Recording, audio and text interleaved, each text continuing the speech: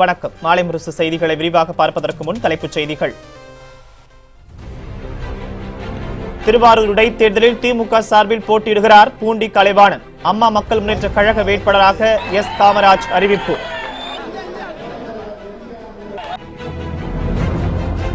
பொங்கல் பரிசு வழங்கும் திட்டத்தை நாளை தொடங்கி வைக்கிறார் முதலமைச்சர் பழனிசாமி. 7ஆம் தேதி முதல் 13ஆம் தேதி வரை தமிழகம் முழுவதும் வழங்கப்படும்.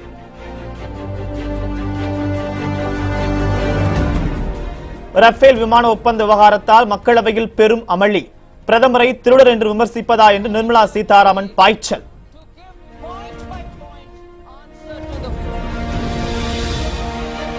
கடலூரில் 2 சிறுமிகள் பாலியல் தொழிலுக்கு தள்ளப்பட்ட வழக்கு. 16 பேர் குற்றவாளிகள் என மகளிர் நீதிமன்றம் அதிரடி தீர்ப்பு.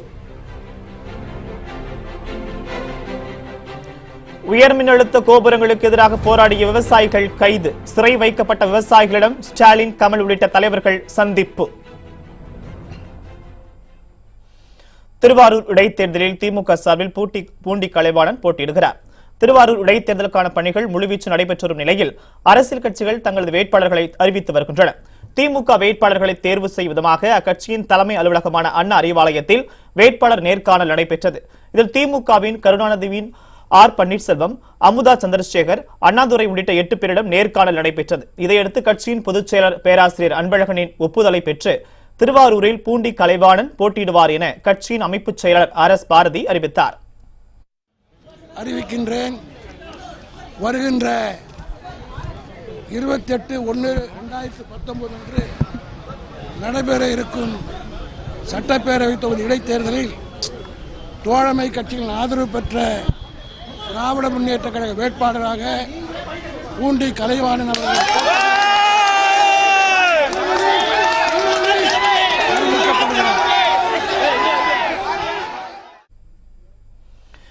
இதனிடையே செய்தியாளர்களிடம் பேசிய திமுக வேட்பாளர் பூண்டி கலைவாணன், திமுகவுக்கு எந்த கட்சியுமே போட்டி இல்லை என்றும் தங்களது தலைவர் கருணாநிதி இல்லை என்பதை தங்களுக்கு சவால் என்றும் கூறினார்.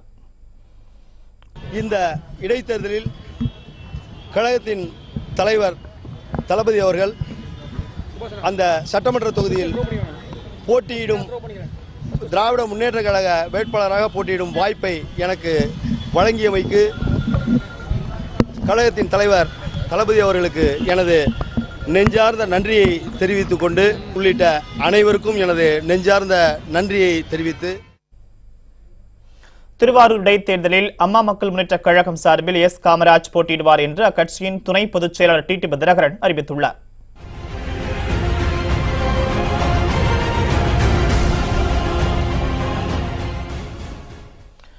கருணாநிதியின் மறைவை அடுத்து திருவாரூர் தொகுதிக்கு இடைத்தேர்தல் அறிவிக்கப்பட்டது. வரும் 28ஆம் தேதி தேர்தல் அறிவிக்கப்பட்டுள்ள நிலையில் அம்மா மக்கள் முன்னேற்ற கழகம் சார்பில் திருவாரூரில் போட்டியிடும் வேட்பாளரின் பெயர் அறிவிக்கப்பட்டுள்ளது. தஞ்சையில் அக்கட்சி நிர்வாகிகளின் ஆலோசனை கூட்டம் நடைபெற்றது. இதில் கலந்து கொண்ட அக்கட்சியின் துணை பொதுச் செயலாளர் TT தினகரன் திருவாரூர் தொகுதி சட்டமன்ற இடைத்தேர்தலில் அம்மா மக்கள் முன்னேற்ற கழகம் சார்பில் எஸ் காமராஜ் போட்டியிடுவார் என அறிவித்தார். அத்துடன் வரும் 8ஆம் தேதி காமராஜ் வேட்புமனு தாக்கல் செய்வார் என்றும் TT தினகரன் அறிவித்தார். வேட்பாளராக அறிவிக்கப்பட்டுள்ள எஸ் காமராஜ் அக்கட்சியின் திருவாரூர் மாவட்ட செயலாளர் என்பது குறிப்பிடத்தக்கது. திருவாரூர் தொகுதி மக்கள் தமிழகத்திலே மாற்ற வேண்டும் என்பதற்காக அதற்கு அச்சாரமாக திருவாரூர் தொகுதியிலே போட்டியிடுகின்ற அம்மா மக்கள் முன்னேற்ற கழகத்தின் வேட்பாளராகிய எஸ் காமராஜ் அவர்களை மாபெரும் வாக்கு வித்தியாசத்திலே வெற்றி பெற செய்வார். ஒரு காலத்தில் திமுகவுடைய தொகுதியா இருந்துச்சு. இனிமே அது அம்மா மக்கள் முன்னேற்ற கழகத்தின் கோட்டையா ஆல்ரெடி மாறிட்டே அது தேர்தலில் நீங்க தெரிஞ்சுக்கணும். தமிழகத்தில் பொங்கல் பரிசாக 1000 ரூபாய் வழங்கும் திட்டத்தை முதலமைச்சர் எடப்பாடி பழனிசாமி நாளை தொடங்கி வைக்கிறார். பொங்கல் பண்டிகையொட்டி திருவாரூர் தவிர அனைத்து மாவட்ட குடும்ப அட்டைதாரர்களுக்கும் தமிழக அரசு சார்பில் 1 கிலோ பச்சரிசி, 1 கிலோ சர்க்கரை, 2 அடி கரும்பு துண்டு, 20 கிராம் முந்திரி, 20 கிராம் திராட்சை, 5 கிராம் ஏலக்காய் ஆகியவை அடங்கிய பொங்கல் பொருட்கள் தொகுப்புடன் 1000 ரூபாய் வழங்கப்படும் என அறிவிக்கப்பட்டுள்ளது. இதன் மூலம் அரசுக்கு 1974 கோடியே 17 லட்சம் ரூபாய் செலவாகிறது. பொங்கல் பொருட்கள் தொகுப்பிற்கு மட்டும் 257 கோடியே 52 லட்சம் ரூபாய் நிதி ஒதுக்கப்பட்டுள்ளது. இந்த பொங்கல் பரிசு வழங்கும் திட்டத்தை முதலமைச்சர் எடப்பாடி பழனிசாமி நாளை தொடங்கி வைக்கிறார். இதற்கான அரசாணை வெளியிடப்பட்டுள்ளது. இதனையடுத்து வருகிற 7ஆம் தேதி முதல் 13ஆம் தேதி வரை பொங்கல் பொருட்கள் தொகுப்புடன் 1000 ரூபாய் ரொக்கப்பணம் அனைத்தும் ரேஷன் கடைகள் மூலமாக குடும்பதாரர்களிடம் கையெழுத்து பெறப்பட்டு வழங்கப்படுகிறது. நெரிசல் இல்லாமல் வழங்கும் வகையில் ஒவ்வொரு ரேஷன் கடைகளிலும் தினமும் 300 குடும்ப அட்டைதாரர்களுக்கு வழங்க திட்டமிடப்பட்டுள்ளது. எந்தெந்த கார்டுகளுக்கு எந்த நாட்களில் பொங்கல் பொருட்கள் தொகுப்பை பெற்றுக் கொள்வது என்பது குறித்து ரேஷன் கடைகளில் அறிவிப்பு வெளியிடப்படும் என்றும் தெரிவிக்கப்பட்டுள்ளது. பட்டாசு தொழிலாளர்களின் வாழ்வாதாரம் பாதுகாக்கப்படும் என முதலமைச்சர் பழனிசாமி உறுதியளித்துள்ளார். தமிழக சட்டசபை கூட்டத்தொடரில் திமுக சார்பில் கவன ஈர்ப்பு தீர்மானம் கொண்டுவரப்பட்டது. அப்போது பேசிய எதிர்க்கட்சித் தலைவர் மு க ஸ்டாலின், கஜா புயலால் பாதிக்கப்பட்ட பகுதிகளில் விவசாயிகள் பெற்றுள்ள கடன்கள் அனைத்தையும் தள்ளுபடி செய்ய வேண்டும் என்றும், இந்த பிரச்சனைகளுக்கு உரிய தீர்வை முதலமைச்சர் வழங்குவார் என தாம் நம்புவதாகவும் குறிப்பிட்டார். இதற்கு பதிலளித்து பேசிய முதலமைச்சர் எடப்பாடி பழனிசாமி, கஜா புயல் வருவதற்கு முன்பு முன்னெச்சரிக்கை நடவடிக்கைகள் மேற்கொள்ளப்பட்டுள்ளதால் உயிர் சேதங்கள் குறைந்ததாகவும், தொடர்ந்து கண்காணிக்க மாவட்ட ஆட்சியருக்கு அறிவுரை வழங்கப்பட்டுள்ளதாகவும் குறிப்பிட்டார். தொடர்ந்து பேசிய அவர், கஜா புயலால் சேதமடைந்த படகுகளுக்கு நிவாரணத் தொகையை 85,000 1,50,000 ரூபாயாக உயர்த்தி வழங்கப்படும் என்றும் உறுதியளித்தார். முழுவதும் சேதமடைந்த வலைகளுடன் கூடிய கட்டுமரங்களுக்கு தலா 42,000 ரூபாயும், எஃப்ஆர்பி படகுகள் மற்றும் வலைகளுக்கு தலா 85,000 ரூபாயும், விசைப்படகுகளுக்கு 5 லட்சம் ரூபாயும், வலை ஒன்றுக்கு 10,000 ரூபாயும் அரசு நிவாரணமாக அறிவிக்கப்பட்டிருந்தது. மீனவர்கள், மாண்புமிகு அமைச்சர்கள் மற்றும் சட்டமன்ற உறுப்பினர்கள் என்னிடம் தொடர்ந்து கோரிக்கை வைத்ததின் கருத்தில் கொண்டு முழுவதும் சேதமடைந்த எஃப்ஆர்பி படகுகள் மற்றும் வலைகளுக்கு ஏற்கனவே அறிவித்த நிவாரணமாக 85,000 ரூபாயை 1,50,000 ரூபாயாக உயர்த்தி வழங்கப்படும் என்பதை இப்பேரவைக்கு தெரிவித்துக் கொள்கின்றேன். இதனைத் தொடர்ந்து காங்கிரஸ் எம்எல்ஏ எச் வசந்தகுமார் கேள்விக்கு பதிலளித்த முதலமைச்சர் எடப்பாடி பழனிசாமி, பட்டாசு தொழிலாளர்களின் வாழ்வாதாரம் பாதுகாக்கப்படும் என்று உறுதியளித்தார்.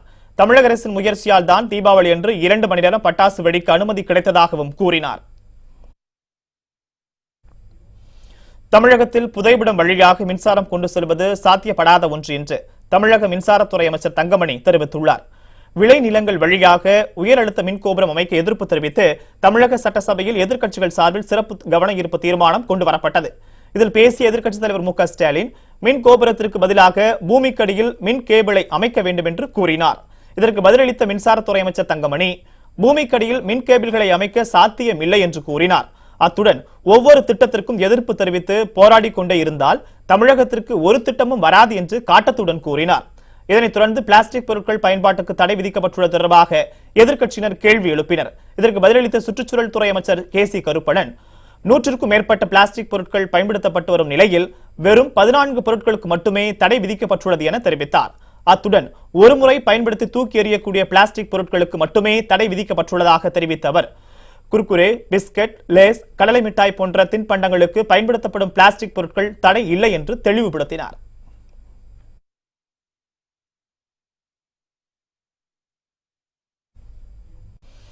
நாட்டின் அவசர தேவையை உணர்ந்தே ரஃபேல் போர் விமானங்கள் வாங்க ஒப்பந்தம் போடப்பட்டதாக மத்திய பாதுகாப்புத்துறை அமைச்சர் நிர்மலா சீதாராமன் தெரிவித்துள்ளார். ரஃபேல் ஒப்பந்தம் தொடர்பான குற்றச்சாட்டுகளுக்கு மத்திய அமைச்சர் நிர்மலா சீதாராமன் மக்களவையில் விளக்கம் அளித்து வருகிறார். அப்போது ரஃபேல் விவகாரத்தில் உண்மைகளை கண்டு காங்கிரஸ் கட்சி அஞ்சுகிறது என்று குற்றம் சாட்டினார். மேலும் ரஃபேல் ஒப்பந்தம் முதல் ரஃபேல் விமான ஒப்பந்தமிட்ட 3 ஆண்டுகளில் வழங்கப்படும் என்று கூறினார். You went away without even getting the 18 fly away. I want to know why. Why? There wasn't an agreement, there wasn't a deal, you didn't buy any, and today you get up to say, what is the sense of urgency that you have appreciated to get the aircrafts? 2016, and the first aircraft will be delivered in 3 years from that date, and the last aircraft will come in 2022. Rafale ஒப்பந்தம் தொடர்பாக நாடாளுமன்ற கூட்டத்தில் இன்று பாதுகாப்புத்துறை அமைச்சர் நிர்மலா சீதாராமன் மற்றும் காங்கிரஸ் தலைவர் ராகுல் காந்தி இடையே கடுமையான விவாதம் நடைபெற்றது. நாடாளுமன்ற மக்களவையில் ரஃபேல் விமான ஒப்பந்தம் குறித்து காரச்சார் விவாதம் தொடர்ந்து நடைபெற்றது. இன்று நடைபெற்ற விவாதத்தில் பாதுகாப்புத்துறை அமைச்சர் நிர்மலா சீதாராமன் எதிர்க்கட்சியினரின் கேள்விகளுக்கு பதிலளித்தார். அப்போது பேசிய அவர், ரஃபேல் விவகாரத்தில் உண்மைகளை கண்டு காங்கிரஸ் அஞ்சுகிறது என்றும், ராணுவத்திற்கு உபகரணங்களை சரியான நேரத்தில் வாங்குவதற்கு முன்னுரிமை கொடுக்கப்படும் என்றும் குறிப்பிட்டார். நாட்டின் பாதுகாப்புக்கு மத்திய அரசு அதிக முக்கியத்துவம் கொடுக்கிறது. காங்கிரஸ் கேள்விகள் கேட்பதை நிறுத்திவிட்டு குற்றச்சாட்டுகளுக்கு பதில் கூற வேண்டும். காங்கிரஸ் அமளியில் ஈடுபடுவது உண்மைகளை மறைப்பதற்காகவே. ரஃபேல் விமானத்தை வாங்க விருப்பம் இல்லாதவர்கள்தான், அவர்கள் ஆட்சியில் எதுவும் செய்யவில்லை என்று சாடினார். 2 மணி நேரமாக நான் கேட்ட கேள்விகள் எதற்கும் நிர்மலா சீதாராமன் பதில் கூறவில்லை. ஒப்பந்தத்தில் அம்பானி பெயர் எப்படி வந்தது என்று கேட்டேன். அதற்கு விமானப்படை மறுப்பு தெரிவித்த போதும் பிரதமர் மோடி ஒப்புதல் வழங்கினாரா? இந்த கேள்விகளுக்கு பதிலளிக்காமல் மழுப்பிவிட்டு ஒரு நாடகத்தை அரங்கேற்றிவிட்டு ராகுல் காந்தி விமர்சித்துள்ளார். கடலூரில் 2 சிறுமிகள் பாலியல் தொழிலுக்கு தள்ளப்பட்ட வழக்கு 16 பேர் குற்றவாளிகள் என மகளிர் நீதிமன்றம் தீர்ப்பளித்துள்ளது. கடலூர் மாவட்டம் திட்டக்குடியில் கடந்த 2014ஆம் ஆண்டு 8 மற்றும் 9ஆம் வகுப்பு படித்து 2 சிறுமிகள் காணாமல் போனதாக காவல் நிலையத்தில் புகார் அளிக்கப்பட்டது. இதனையடுத்து 2 மாணவிகளையும் வைத்து சதீஷ்குமார் என்பவர் வடலூரில் பாலியல் தொழில் செய்து வந்தது தெரிய வந்தது.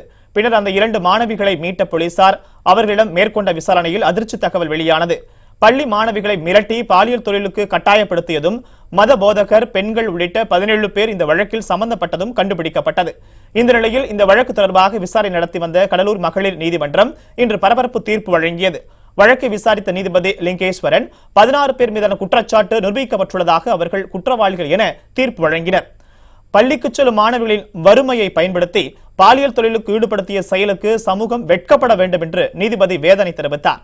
இதனையடுத்து 16 பேருக்கான தண்டனை விவகாரம் திங்கட்கிழமை அறிவிக்கப்படும் என்றும் கூறினார். விளைநிலங்களின் வழியாக உயர்மின் கோபுரம் அமைக்கும் பணிக்கு எதிர்ப்பு தெரிவித்து சென்னையில் காத்திருப்பு போராட்டத்தில் ஈடுபட்டு கைதான விவசாயிகளை அரசியல் கட்சி தலைவர்கள் சந்தித்து ஆதரவு தெரிவித்தனர். உயர்மின் அழுத்த கோபுரங்களை விவசாய நிலங்களின் வழியாக அமைக்க திட்டத்தை கைவிட வேண்டும், நெடுஞ்சாலை ஓரமாக அந்த திட்டத்தை நிறைவேற்ற அரசு நடவடிக்கை எடுக்க வேண்டும் என்பதை வலியுறுத்தி சென்னை சேப்பாக்கம் விருந்தினர் மாளிகை அருகே 13 மாவட்டங்களைச் சேர்ந்த விவசாயிகள் காத்திருப்பு போராட்டத்தில் ஈடுபட்டனர். இதனால் அங்கு போலீசார் அதிக அளவில் குவிக்கப்பட்டனர். இன்று காலை கைது செய்யப்பட்ட விவசாயிகள் சிந்தாதிரிப்பேட்டையில் உள்ள திருமண மண்டபத்தில் அடைக்கப்பட்டனர். சிறை வைக்கப்பட்டுள்ள விவசாயிகளை திமுக தலைவர் ஸ்டாலின், நடிகர் கமல் உள்ளிட்ட அரசியல் கட்சி தலைவர்கள் பலர் சந்தித்து ஆதரவு தெரிவித்தனர்.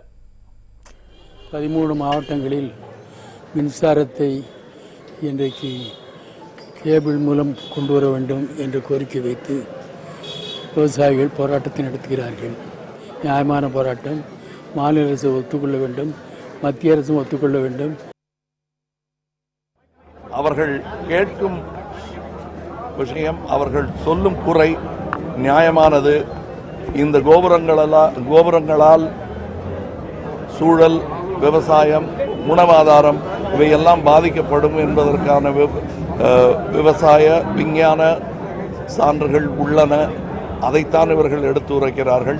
அதை அரசு மறுக்க முடியாது. ஆக மத்திய அரசும் மாநில அரசும் கண்டிப்பாக இந்த விவசாயிகளிடம் பேச வேண்டும். ஜெயலலிதா மரணம் குறித்து விசாரணை நடத்தி வரும் விசாரணை ஆணையம் முன்பாக இதுவரை நன்றாக பதிலளித்து வந்த சுகாதாரத்துறை செயலாளர் ராதாகிருஷ்ணன் இன்று மன அழுத்தத்துடன் காணப்பட்டார் என்று சசிகலா தரப்பு வழக்கறிஞர் ராஜா செந்தூர் பாண்டியன் தெரிவித்துள்ளார். மறைந்த முதலமைச்சர் ஜெயலலிதாவுக்கு அப்போலோ மருத்துவமனையில் சிகிச்சை அளித்த போது ஆஞ்சியோ சிகிச்சை செய்யக்கூடாது என்ற எண்ணம் தமக்கு இல்லை என்றும் அதற்கான அவசியம் இல்லை என எய்ம்ஸ் மருத்துவர்கள் அறிவுரை வழங்கியதால் மட்டுமே அந்த சிகிச்சை வழங்கப்படவில்லை என ஆணையம் முன்பு ராதாகிருஷ்ணன் தெரிவித்தார் என ராஜா செந்தூர் பாண்டியன் கூறினார். ஒரு டாக்டர் இந்திய மருத்துவத்துறையை ஒரு புண்படுத்துவது போல அப்படின்னு சொல்லி சொன்னீங்களே, அது எந்த தொனில நீங்க சொன்னீங்க அப்படிங்கிற கேள்வி தெளிவாக கேட்ட பொழுது அவர் சொன்னாரு, நான் அந்த மாதிரி ஆன்ஜியோ பண்ணக்கூடாது அப்படிங்கிறது என்னுடைய எண்ணமும் கிடையாது, அது ஜெயலலிதா அவருடைய சிகிச்சையில் இருந்த திட்டமும் கிடையாது. அன்று ஆணையத்தின் வழக்கறிஞர் கேட்ட கேள்விக்காக நான் சொல்லப்பட்டதானே ஒழிய எய்ம்ஸ் மருத்துவர்கள் ஒருவேளை ஆன்ஜியோ செய்திருக்க வேண்டி இருக்கும் அப்படின்னு சொல்லியிருந்தாங்கன்னா உறுதியா பண்ணிருப்போம். ஆனா அவங்க ஆன்ஜியோ வேண்டான்னு சொன்னாங்க. அதைத்தான் அந்த துணியில் தான் பதிவு சொன்னேன் ஒழிய எந்த இடத்திலும் ஜெயலலிதா அவர்களை வெளிநாடு கொண்டு போக கூடாது, அப்படி கொண்டு போனால் இந்திய மருத்துவத்துறைக்கு ஒரு பெரிய இழுக்கு ஏற்படும் என்ற கேள்வியில கேட்கல, நான் பதில் சொல்லல. நான் சொன்ன பதில் மிக குறுகிய ஒரு சாராம்சத்தை கொண்டதுங்கிறத தெள்ள தெளிவாக பதில் சொன்னார். இதையடுத்து விசாரணைக்கு பின்னர் செய்தியாளர்களிடம் பேசிய சுகாதாரத்துறை செயலாளர் ராதாகிருஷ்ணன் தம்மிடம் விசாரணை நடத்தியதை போன்றே சசிகலா மற்றும் அப்போலோ தரப்பிலும் குறுக்கு விசாரணை நடைபெறும் என்றும் தாம் மனசாட்சிக்கு நேர்மையாக பதிலளித்து இருப்பதாகவும் அவர் தெரிவித்தார். கமிஷனோட சமன்ஸின் அடிப்படையில் நான் இன்றைக்கி 10 இது வரைக்கும் அவங்க கேட்ட கேள்விகள் மற்றும் குறுக்கு விசாரணையில் அப்போலோ மருத்துவமனை மற்றும் மற்ற திரு செந்தூர் பாண்டியன் போன்ற பல்வேறு குறுக்கு விசாரணைகள் மற்றும் கமிஷன் கேட்ட ஃபர்தர் கேள்விகளுக்கான எனக்கு தெரிந்தவரை திருப்திகரமான பதிலில் மனசாட்சிக்கு உட்பட்டு நான் சொல்லியிருக்கிறேன். கமிஷன் நடைபெற்று கொண்டிருப்பதால் இதுக்கு மேலே கூடுதலாக நான் எந்த கருத்தும் கூற விரும்பவில்லை. தென் சீன கடலில் உருவான பபுக் புயலால் ஒடிசாவில் உள்ள 7 மாவட்டங்களுக்கு எச்சரிக்கை விடுக்கப்பட்டுள்ளது. தென் சீன கடலில் உருவான பபுக் என்ற புயல் இன்று இந்தியாவின் வங்கக்கடல் பகுதிக்குள் நுழைய உள்ளது. இந்த புயல் அந்தமான் தீவுகளை தாண்டி வடமேற்கில் நகர்ந்து மத்திய வங்கக்கடலுக்குள் நுழையும். பின் வடகிழக்கு திசையில் நகர்ந்து மியான்மர் செல்லும் என கணிக்கப்பட்டுள்ளது. இந்த நிலையில் பபுக் புயல் முன்னெச்சரிக்கையை தொடர்ந்து ஒடிசா மாநிலத்தில் உள்ள 7 மாவட்டங்களுக்கு முன்னெச்சரிக்கை விடுக்கப்பட்டுள்ளது. இந்த புயல் ஜனவரி 5ஆம் தேதி பெரும் தாக்கத்தை ஏற்படுத்தக்கூடும் என்று இந்திய வானிலை ஆய்வு மையம் எச்சரிக்கை விடுத்துள்ளது. பபுக் புயல் ஜனவரி 6ஆம் தேதி அந்தமான் தீவுகளை கடந்து செல்லும் என்று தெரிவிக்கப்பட்டுள்ளது. அடுத்த 3 நாட்களுக்கு வங்கக்கடலில் அலைகள் கொந்தளிப்புடன் காணப்படும். இதனால் மத்திய வங்கக்கடல் மற்றும் கிழக்கு பகுதிக்கும் அந்தமான் பகுதிக்கும் மீனவர்கள் செல்ல வேண்டாம் என எச்சரிக்கப்பட்டுள்ளது. 2ஆம் போக பாசனத்திற்காக பவானிசாகர் அணையிலிருந்து வரும் 7ஆம் தேதி முதல் தண்ணீர் திறந்துவிட முதலமைச்சர் பழனிசாமி உத்தரவிட்டுள்ளார். இது தொடர்பாக வெளியிட்டுள்ள அறிக்கையில், ஈரோடு மாவட்டம் கீழ் பவானி திட்ட பிரதான கால்வாய்களை பயன்படுத்தும் விவசாயிகள் 2ஆம் போக புன்சை பாசனத்திற்கு தண்ணீர் திறந்துவிடுமாறு கோரிக்கை வைத்துள்ளதை குறிப்பிட்டுள்ளார். இதன்படி கீழ் பவானி திட்ட பிரதான கால்வாயின் இரட்டைப்படை மதகுகள் மற்றும் சென்ன சமுத்திர பகிர்மான் கால்வாயின் ஒற்றைப்படை மதகுகள் ஆகியவற்றின் கீழ் பாசனம் பெறும் நிலங்களுக்கு வரும் 7ஆம் தேதி முதல் ஏப்ரல் 30ஆம் தேதி வரை தண்ணீர் திறந்து விடுமாறு அவர் உத்தரவிட்டுள்ளார். இதன் மூலம் ஈரோடு மாவட்டத்தில் உள்ள சத்தியமங்கலம், கோபிச்செட்டிப்பாளையம், மொடக்குறிச்சி உள்ளிட்ட பகுதிகளில் உள்ள 1,03,500 ஏக்கர் நிலங்கள் பாசன வசதி பெறும் என்றும் குறிப்பிட்டுள்ளார். மேலும் விவசாய பெருமக்கள் நீரை சிக்கனமாக பயன்படுத்தி உயர்ந்த மகசூல் பெற வேண்டும் என்றும் முதலமைச்சர் பழனிசாமி கேட்டுக் கொண்டுள்ளார். தடை செய்யப்பட்ட பிளாஸ்டிக் பொருட்கள் பயன்படுத்தப்படுகிறதாக என ஓசூர் கடைகளில் அதிகாரிகள் திடீர் ஆய்வு மேற்கொண்டனர். ஜனவரி 1ஆம் தேதியிலிருந்து குறிப்பிட்ட 14 வகையான பிளாஸ்டிக் பொருட்கள் பயன்பாட்டிற்கு தமிழக அரசு தடை விதித்துள்ளது. மீறி பயன்படுத்தினால் அபராதம் விதிக்கப்படும் என்றும் எச்சரிக்கை விடுக்கப்பட்டுள்ளது. இந்த நிலையில் கிருஷ்ணகிரி மாவட்டம் ஓசூர் நகராட்சி அதிகாரிகள் அப்பகுதியில் உள்ள கடைகளில் திடீர் ஆய்வு மேற்கொண்டனர். தடை செய்யப்பட்ட பொருட்கள் கடைகளில் பயன்படுத்தப்படுகிறதா என அதிகாரிகள் ஆய்வு செய்தனர். இதில் தடை செய்யப்பட்ட பிளாஸ்டிக் பொருட்கள் இருப்பதை கண்டறிந்த அதிகாரிகள் அதனை பறிமுதல் செய்தனர். அத்துடன் தடை செய்யப்பட்ட பொருட்களை பயன்படுத்தினால் கடும் நடவடிக்கை எடுக்கப்படும் எனவும் அதிகாரிகள் எச்சரிக்கை விடுத்தனர். பெரம்பூர் ரயில் நிலையம் அருகே உள்ள பிரபல உணவகங்களில் நடத்தப்பட்ட சோதனையில் 4 டன் பிளாஸ்டிக் பொருட்கள் பறிமுதல் செய்யப்பட்டன. தமிழகத்தில் ஜனவரி 1ஆம் தேதியிலிருந்து 14 வகை பிளாஸ்டிக் பொருட்கள் பயன்பாட்டிற்கு தடை விதிக்கப்பட்டுள்ளது. இந்த நிலையில் தமிழகத்தின் பல்வேறு பகுதியில் உள்ள கடைகளில் மாநகராட்சி அதிகாரிகள் ஆய்வு மேற்கொண்டு வருகின்றனர். அதன்படி சென்னை பெரம்பூர் ரயில் நிலையம் அருகே உள்ள உணவகங்கள் மற்றும் கடைகளில் அதிகாரிகள் திடீர் ஆய்வு மேற்கொண்டனர்.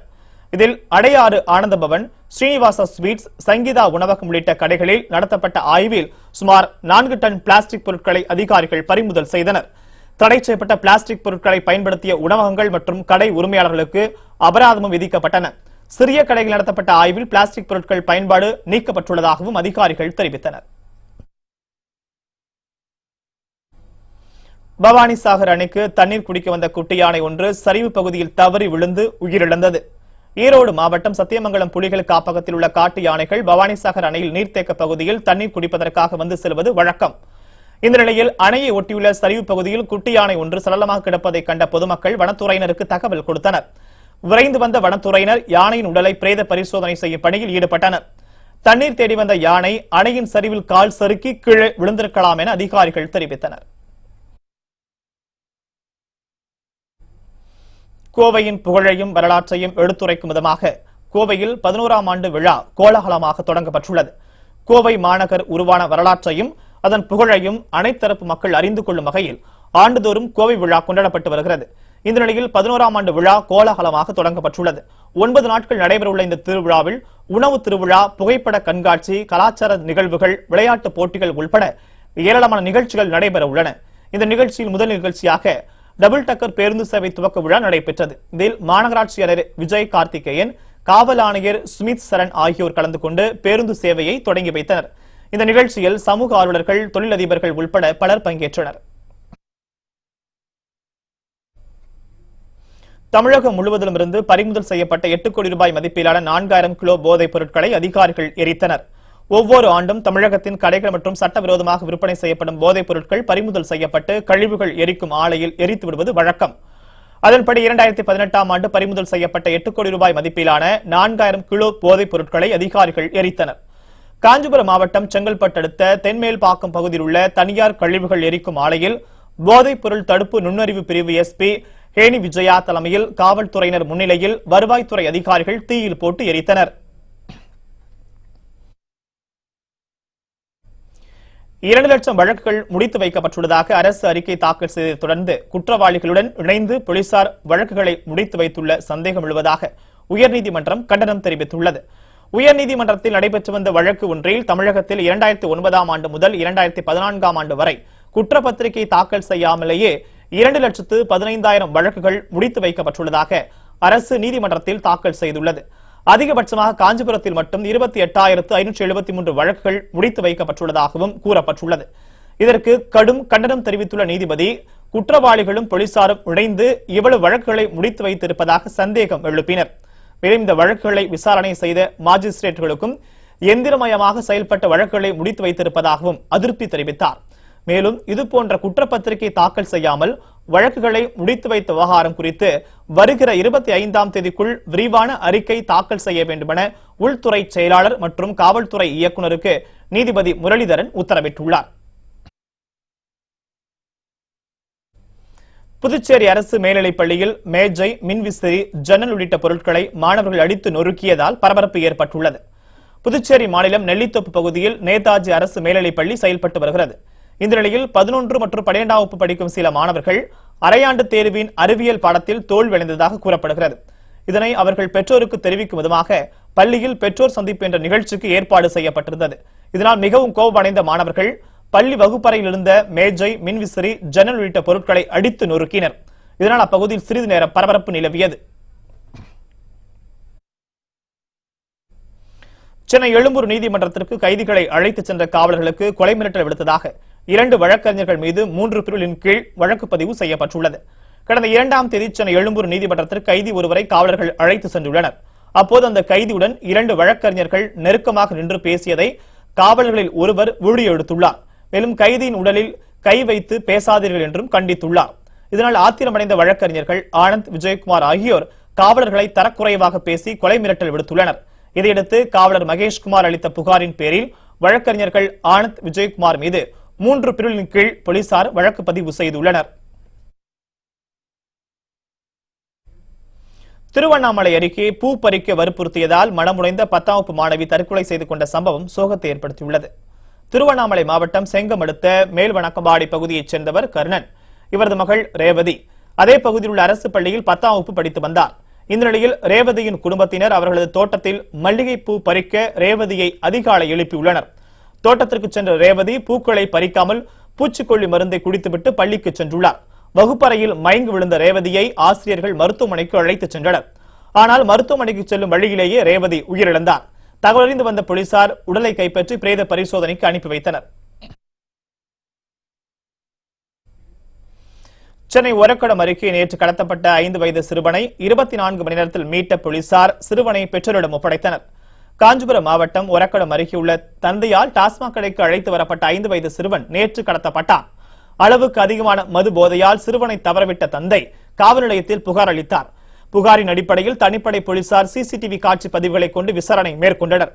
இதில் 50 வயது மதிக்கத்தக்க நபர் ஒருவர் சிறுவனை கடத்திச் சென்றது கண்டுபிடிக்கப்பட்டது. இதனைத் தொடர்ந்து சென்னை அம்பத்தூர் அருகே சிறுவனை அடையாளம் கண்ட போலீசார் குழந்தையை மீட்டு பெற்றோரிடம் ஒப்படைத்தனர். கடத்தப்பட்ட குழந்தையை 24 மணி நேரத்தில் மீட்ட போலீசாருக்கு பெற்றோர் மற்றும் உறவினர்கள் நன்றி தெரிவித்துக் கொண்டனர். காவல்துறையினரின் இந்த நடவடிக்கையை பொதுமக்கள் வெகுவாக பாராட்டினர்.